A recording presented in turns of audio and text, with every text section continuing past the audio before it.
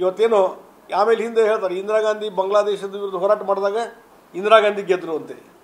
ಈಗ ಇಲ್ಲಿ ಸಿದ್ದರಾಮಯ್ಯನವರು ಮತ್ತೊಬ್ರು ಹೇಳ್ತಾರೆ ಈ ಕ್ರೆಡಿಟ್ ಸೈನಿಕರಿಗೆ 100% ಕ್ರೆಡಿಟ್ ಸೈನಿಕರಿಗೆ ಹೋಗ್ಬೇಕು. ಆದರೆ ಅದು ಲೀಡರ್ಶಿಪ್ ತೊಗೊಂಡವ್ರು ಯಾರು?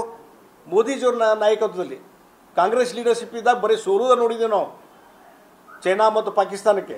ಆದರೆ ಇವತ್ತು ಮೋದಿಜಿಯವರ ಒಂದು ಲೀಡರ್ಶಿಪ್ನಲ್ಲಿ ಒಂದು ನಿರ್ಣಾಯಕ ಹಂತಕ್ಕೆ ನಾವು ಬಂದಿದ್ದೇವೆ. ಆ ಹಿನ್ನೆಲೆಯಲ್ಲಿ ಇವತ್ತು ಯಾವ ರೀತಿ ಇವತ್ತು ಸಂತೋಷ್ ಲಾಡು ಎಲ್ಲ ಮಾತಾಡ್ತಾ ಇದ್ದಾರೆ. ಇವತ್ತು ಸಂತೋಷ್ ಲಾಡು ಬಹುಶಃ ಅವರು ಇನ್ನೊಬ್ರು ಹಿರಿಯ ನಾಯಕರಾದ ಕೇರಳದವರು ಶಶಿ ತರೂರ್ ಅಂತೇಳಿ ಅವ್ರ ಸ್ಟೇಟ್ಮೆಂಟ್ ಬಗ್ಗೆನೇ ಒಂದು ಸ್ವಲ್ಪ ಸ್ಕ್ರೂಟಿನಿ ಮಾಡಿಬಿಡಲಿ. ಯಾರು ಸಂತೋಷ್ ಲಾಡು ಮೋದಿಯವ್ರನ್ನ ಟೀಕೆ ಮಾಡೋ ಮುಂಚೆ ಆ ಶಶಿ ತರೂರ್ ಏನು ಸ್ಟೇಟ್ಮೆಂಟ್ ಕೊಟ್ಟರಲ್ಲ ಅದ್ರ ಬಗ್ಗೆ ಒಂದು ಸ್ವಲ್ಪ ಸ್ಪಷ್ಟೀಕರಣ ಕೊಟ್ಬಿಡ್ಲಿ ಸಂತೋಷ್ ಲಾಡು. ಕಾಂಗ್ರೆಸ್ ಲೀಡರ್ ಹೌದಲ್ಲ ಅವರು, ಕಾಂಗ್ರೆಸ್ಸಿನ MP ಇಲೆಕ್ಟೆಡ್ MP ಅವರು ಕೇರಳದಿಂದ. ಅವ್ರು ಇವತ್ತು ಮೋದಿಜಿಯವರು ಏನು ನಿರ್ಧಾರ ಕೈಗೊಂಡಿದ್ದಾರೆ ಅನ್ನೋ ಅಪ್ರಿಷಿಯೇಟ್ ಮಾಡ್ತಾ ಇದ್ದಾರೆ. ಯಾರು? ಶಶಿ ತರೂರ್. ಇದಕ್ಕೆ ಸಂತೋಷ್ ಲಾಡ್ ಏನು ಹೇಳ್ತಾರೆ ಉತ್ತರ ಕೊಡಲಿ. ಇದಕ್ಕೆ ಸುಮ್ಮನೆ ಟೀಕೆ ಮಾಡಬೇಕು, ಟೀಕೆ ಮಾಡೋ ಸಲುವಾಗಿ ಟೀಕೆ ಮಾಡುವಂಥದ್ದು ಬೇಡ. ಹೀಗಾಗಿ ಇಮ್ಮೆಚ್ಯೂರ್ಡ್ ಅಂತಾರೆ ಇವರೆಲ್ಲ ಲೀಡರ್ಸ್ ಏನದಲ್ಲ, ಇಮ್ಮೆಚ್ಯೂರ್ಡ್ ಅದಾರ. ತಮ್ಮ ಬೆನ್ನು ತಾವು ನೋಡ್ಕೊಳ್ಳಿ. ಫಸ್ಟು ತಮ್ಮ ಕಾಂಗ್ರೆಸ್ ಪಾರ್ಟಿ ಏನು ಡಿಫಾಲ್ಟ್ ಮಾಡಿದೆ ಅಂತ ತಿಳ್ಕೊಳ್ಳಿ. ಶಶಿ ತರೂರ್ ಏನು ಹೇಳಿದ್ದಾರೆ ಅದನ್ನ ಅರ್ಥ ಮಾಡ್ಕೊಳ್ಳಿ. ಶಶಿ ತರೂರ್ ಓಪನ್ ಹೇಳಿದ್ದಾರೆ, ನಾನು ಮೊದಲು ಇಂಡಿಯನ್ ಸಿಟಿಜನ್, ಒಬ್ಬ ನಾಗರಿಕ, ಭಾರತದ ನಾಗರಿಕ. ಹೀಗಾಗಿ ನಾವು ಕೇಂದ್ರ ಸರ್ಕಾರ ಜೊತೆ ಇರಬೇಕಾಗಿದೆ. ಪ್ರೈಮ್ ಮಿನಿಸ್ಟ್ರು ನಿರ್ಧಾರ ಕೈಗೊಂಡಿದ್ದನ್ನು ನಾನು ಸ್ವಾಗತ ಮಾಡ್ತೀನಿ. ಮತ್ತು ಅವರು ಏನು ಅಟ್ಯಾಕ್ ಮಾಡಿದ್ರು, ಆಪರೇಷನ್ ಮಾಡಿದ್ರು ಸಿಂಧೂರು, ಮತ್ತು ಇವತ್ತಿನ ಯುದ್ಧ ವಿರಾಮ ಮಾಡಿದ್ದಾರೆ.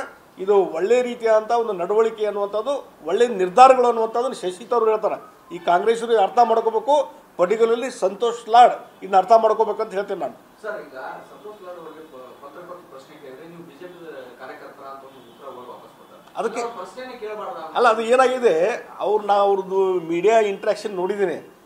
ತಾವು ಹೇಳಿದ್ದ ಕರೆ, ನಿಮ್ಮ ಮಾಧ್ಯಮದವ್ರು ಏನಾರು ಭಾಳ ನೀವು ಟ್ಯಾಕಲ್ ಮಾಡೋಕೆ ಹೊಂಟ್ರೆ ನೀವು BJP ಅವ್ರನ್ನ ಅಂತ ಈ ರೀತಿ ಒಂದು ಪ್ರಶ್ನೆ ಮಾಡುವಂಥದ್ದು ಇದೆಲ್ಲ.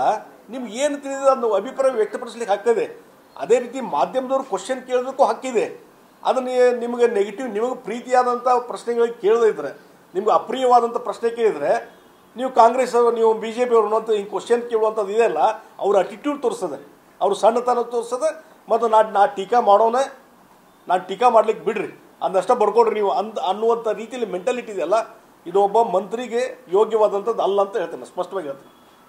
ಅದೇ ಸರ್, ಈಗ ಕೊತ್ತನೂರು ಮಂಜುನಾಥ್ ಅವರು ಕೂಡ ಹೇಳಿದ್ದಾರೆ, ಕೇವಲ BJP ಅವರು ಒಂದು 5 ವಿಮಾನಗಳನ್ನು ಕಳಿಸಿ ಏನೋ ಊಟ ಟೀಕೆ ಮಾಡುವಂತ. ಅದಕ್ಕೆ ಈ ಚಿಲ್ಲರೆಗೆ ಮಾತಾಡುವಂಥದ್ದು ಯಾಕೆ ಮಾತಾಡ್ತಾರೋ ಏನೋ ಅಂತ ನಂಗೆ ಅರ್ಥ ಇಲ್ಲ. ನಾನು ಹೇಳ್ತೀನಿ, ಈ ಚಿಲ್ಲರೆಗೆ ಮಾತಾಡೋಂಥ ವ್ಯಕ್ತಿಗಳದ್ದು ಸ್ಟೇಟ್ಮೆಂಟು ತೆಗೆದುಕೊಳ್ಬಾರ್ದು. ಕರೆ ಅಂದರೆ ಎಲ್ಲಿ ಒಬ್ಬ ಒಂದು ಕೋಲಾರದಲ್ಲಿ ಎಲ್ಲಿ ಅಸ್ತಿತ್ವ ಇರುವಂಥ ವ್ಯಕ್ತಿ ಇಡೀ ದೇಶದ ಬಗ್ಗೆ ಮಾತಾಡ್ತಾರೆ. ಆ ಶಶಿ ತರೂರ್ ಸ್ಟೇಟ್ಮೆಂಟ್ ನೋಡ್ಕೊಂಬಿಡ್ಲಿ.